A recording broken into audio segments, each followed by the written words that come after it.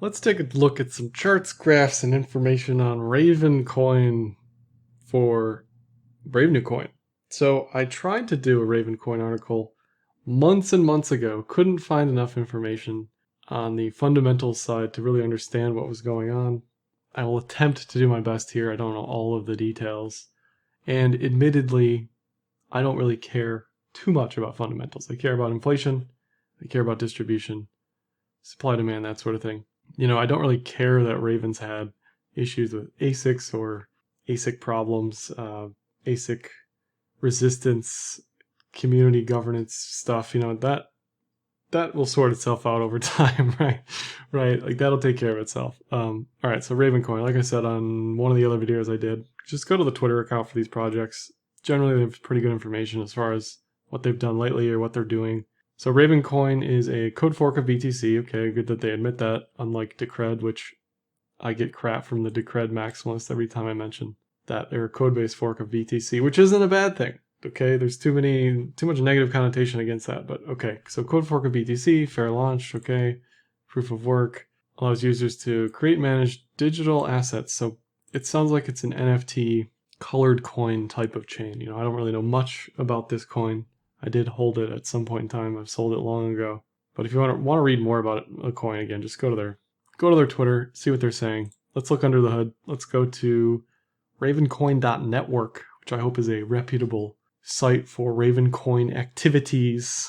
And I always like to check out the same stuff for every coin. If it's a proof of work coin, what's block, what's hash rate, what's difficulty, how many nodes do they have, where are the nodes located, are the nodes centralized, are the nodes upgraded to the nearest, most latest and greatest protocol, how many transactions are on the chain, what are the fees like, all just the basic stuff, just an autopsy of what's going on, right? If the fundamentals are crap, the technicals are usually crap. Usually those are hand in hand, not always, but usually. And then I usually look at stuff like Google Trends at the very end. So let's go through some of this here, whatever I can look at.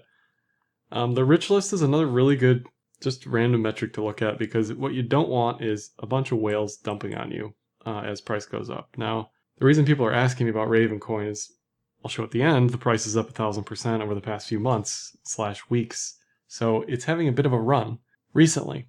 Does that mean it's a good buy right this moment? Probably not. With proof of work coins, you always want to make sure that there isn't a risk of a 51% attack, or there aren't two or fewer pools with a great total percentage compared to the rest of the pack. It looks okay here. Whatever B pool is has a significant amount, 34%, and two miners. So two pools have 54% of the hash rate, which isn't great. You want to see this as decentralized as you can. Looking at circulation, just looking into some of the numbers, it looks like they have a 5,000 Raven block reward, which caps out at 21 million coins. You can always calculate whatever percentage issuance rate this is, but it looks like it's stagnant or linear or not necessarily disinflationary. I don't know what their halving is or when that's coming up, but that's also something worth looking into. Difficulty and hash rate. So the big jump down here was likely some sort of protocol shift or change or ASIC thing. Like there had to have been a reason here, FPGA, some sort of mining change, algorithm change, something that brought this way down. Again, you can look into this. To me, it's not super important as a trader. It's ancient history basically at this point as far as the price is concerned. So it kind of is what it is. But it's always good to know what's happened drama-wise on the chain. Average daily fees are way up because of price. Price is way up, so fees are going to be a function of that. Unless you're looking at native units for the fees and price goes up, fees are going to go up. I mean, just look at Ethereum, right? If you look at the native fees, or the native cost, it's like 0.1 ETH, but 0.1 ETH is like $100 plus, right? Similar concept here. So the USD average transactions looks like 1.2, 1.4 USD on average, and that's spiked up and down a few times. Transactions per day also spiked after that change in hash rate.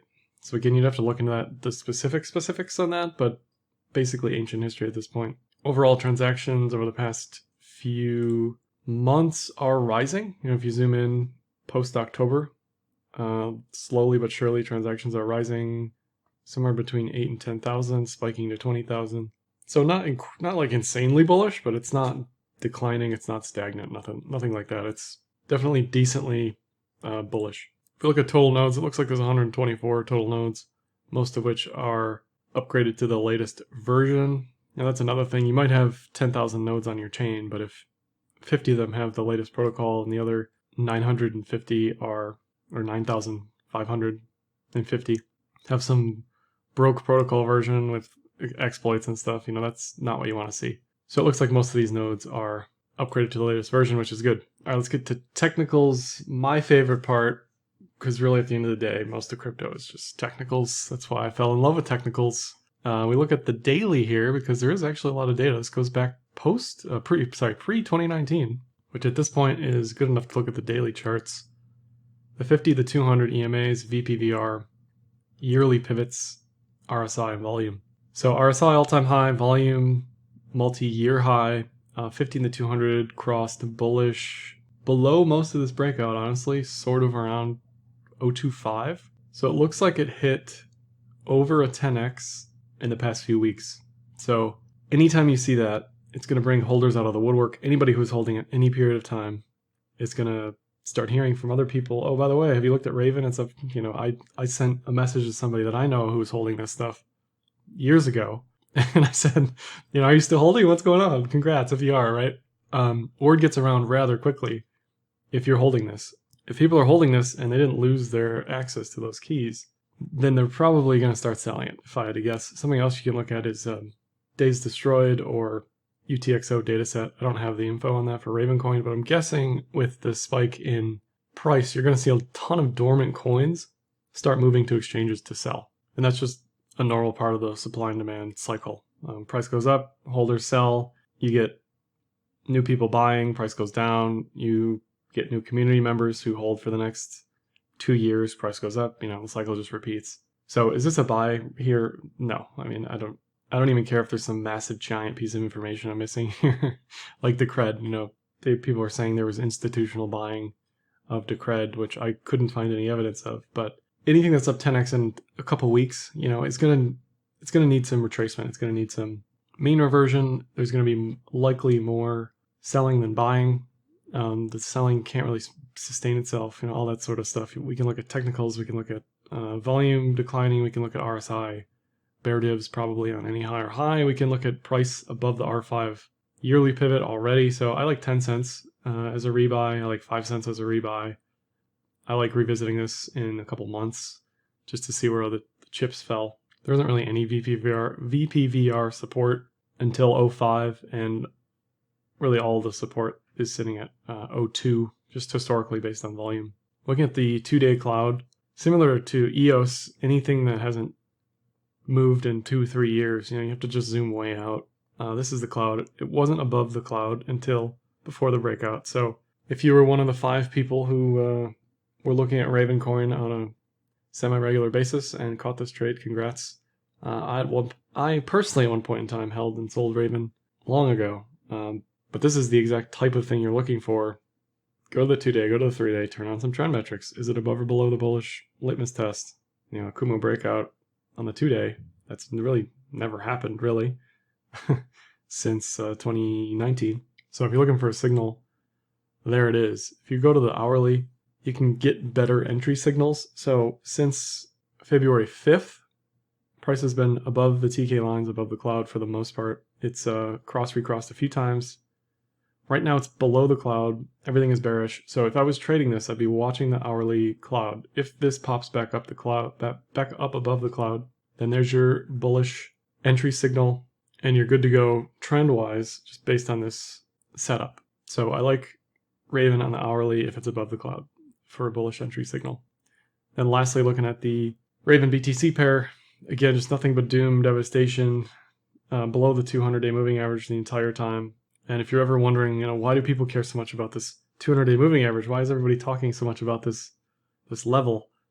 It's charts like this that convince me over and over and over again that, okay, this is, you can look at the EMA, the MA, the SMA, SMMA, the 100, the 50, whatever you want. But at the end of the day, really the 200 is the strongest typical indicator that there's a change or shift in trend. So it was below the 200 for years, pops back above the 200 very recently, and off she goes. Back above VPVR resistance, above yearly pivots. So if this can hold at 300 sats, I like a move to 550 based on VPVR, based on yearly pivots. Now, because of this consolidation in 2019, there's probably going to be a considerable amount of ranging from 300 to 400 sats before revisiting 550, if I had to guess. I don't expect it to drop below 200 sats. It's going to need some time to let the 200-day moving average catch up. But overall, this is as bullish as you can see an altcoin sort of coming out of hibernation. This is exactly what you want to see. So overall, even though I don't have all of the nitty-gritty information about Raven, the information I do have, the fundamentals look good, the technicals look good. Let me bring up the Google Trends real quick. And just as you'd suspect, with price going to all-time highs, searches for Ravencoin are going to be spiking big time. And you have to use the full term Ravencoin, obviously, because Raven's a word, so it's going to give you noise if you just search Raven. But this is definitively Raven the coin. There was non-existent searches until it existed, and tells you everything you want to know. We're continuing to see a projected increase in searches over the next week. And something else that I probably don't talk enough about is if the USD single unit is below $1. Right now in this time of the world, there's a lot of speculation from a lot of people who are just blindly buying anything below $1, anything below 10 cents. Doge is the prime example of this penny stock pump and dump sort of thing. So I wouldn't expect any of these supports to hold on the way down once the rug gets pulled, as it were. But I'd revisit this in a couple months unless you're just trading lower time frames.